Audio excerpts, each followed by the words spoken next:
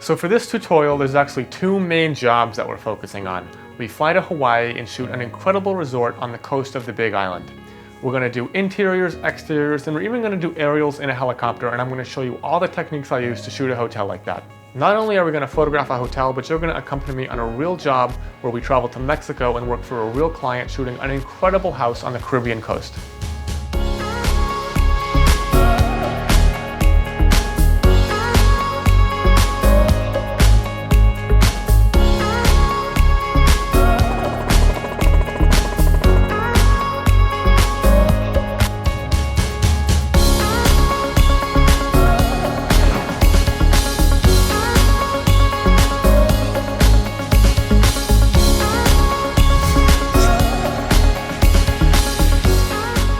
Where Art Meets Architecture 1 and 2 basically covered architectural photography and real estate photography. But in Where Art Meets Architecture 3, Mike covers everything you need to know about shooting hotels and resorts, and he also answers all of your questions on the business of architectural photography.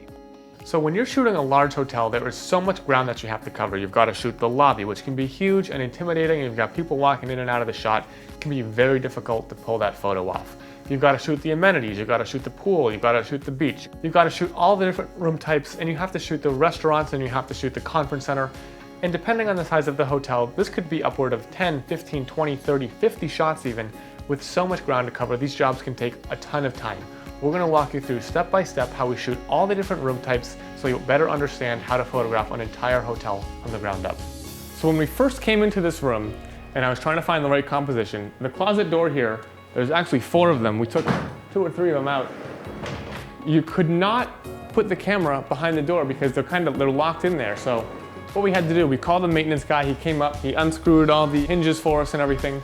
We were actually able to get the camera back in the closet door. So here's the difference it makes from standing in front of the door to taking that door off and getting far enough back so we could actually compose and have some room in the frame. Now this is either going to excite you or get you a little bit scared, but the first lesson I teach in this tutorial is one of the most complicated things I've ever taught. Even though it's a relatively simple space, a standard hotel room, there is so much that goes into it to get it looking absolutely perfect. The goal of real estate photography is to get somebody to visit the house, right? If you take it to the next step and you think about high-end architectural photography, maybe you're trying to show off a portfolio if you're an architect or something like that. But with hospitality, these photos are what sell the room. It's what sells the hotel. And when somebody's checking online to decide if they want to stay at this hotel or another hotel, your picture is the only thing standing in their way. And so that's why these hotels have so much money to spend, but at the same time, their expectations are so high. Every single one of these photos has to be flawless. And in order to replicate this piece right here, I'd have to jump all the way up. And if I start cloning that, it's not going to match up. Like, look at the difference in size between those diamonds. So what we're going to do is we're going to use the vanishing point clone tool. You can sample this pattern from, say, the left or the right around it, and Photoshop will automatically use an algorithm to shift those pixels so that when I sample this and move it over, it's going to perfectly line up in the center, and I can easily clone out that stain in the middle of the carpet. One area of photography I think a lot of photographers really want to know more about is the business of photography. And I'm excited that Mike Kelley goes into in-depth detail on how he makes a living doing this photography. And this is by far the most extensive business section we've ever released. So I have different ways of bidding on different jobs. Now I have architecture clients that might take one day. I have some interior design clients who just might take one day. But then say we get a really big fish, someone that I would really love to work for.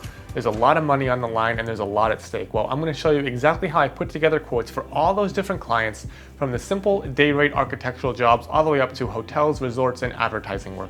We're also going to jump into licensing, and I'm going to show you how I come up with exact numbers that I can present in a licensing estimate for a client as well. In that media kit, they list their subscriber base, the circulation of the magazine, the amount that it costs for an advertisement to be placed in that magazine, and if you look these up, I'm pretty sure that you will be shocked at how much money is on the table in these transactions. Your clients may be paying a fortune to put an ad in some of these bigger magazines. So it's only fair that we license our image appropriately according to the usage and circulation of these publications. I know a lot of photographers that have amazing images and their portfolios are unbelievable, but a lot of them really struggle to still work for the clients that they really want to book. So it was really important for us to have Mike share every single marketing strategy that he's used throughout his entire career. And the goal is you're going to be able to watch this tutorial and start booking the clients that you really want to work for. And this is an 11 by 14 custom-made print portfolio with all of my images in sleeves printed on nice matte paper. It's got my logo on there and everything.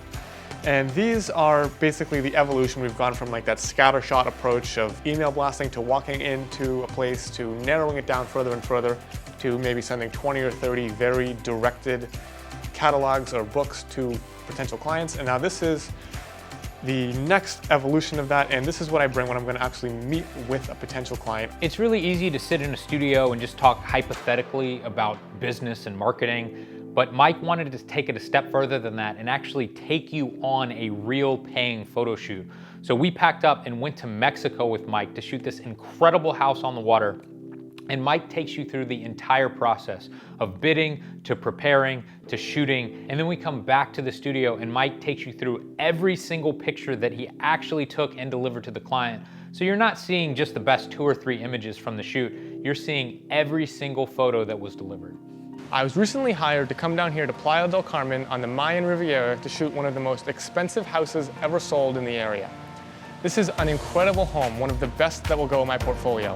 It also happens that it's also one of the most difficult.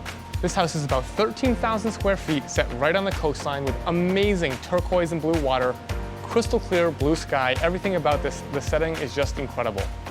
Earlier today, I shot one of my favorite shots of this entire trip, which is just the daybed against a field of turquoise blue sky and sea. It just looks amazing. It's very simple and very powerful. I kind of wanted to try this at night. So we had the idea to come up here and shoot it under the stars and see how that would look. And our first attempts were a pretty dismal failure until we thought, what happens if we had this scene lit only by the stars and light reflecting off the clouds? I never realized how complicated shooting internationally could be, but Mike goes through the entire process of shooting and planning one of these international jobs. Now this house is actually in Mexico, and when it comes to the bidding, it's going to be our standard day rate type of approach. Now I'm going to be shooting there for 3 days, but there's a bit more that we have to consider when we go and do an international job. That is, of course, we want to make sure that we are in compliance with all of the laws in the country that we're going to be shooting in. Now, just like the jobs that we estimated on, the client is going to be paying for the hotels, the travel, for me and my assistant. But there's one more thing that we have to discuss that we haven't got to yet, and that is actually getting the gear into a foreign country.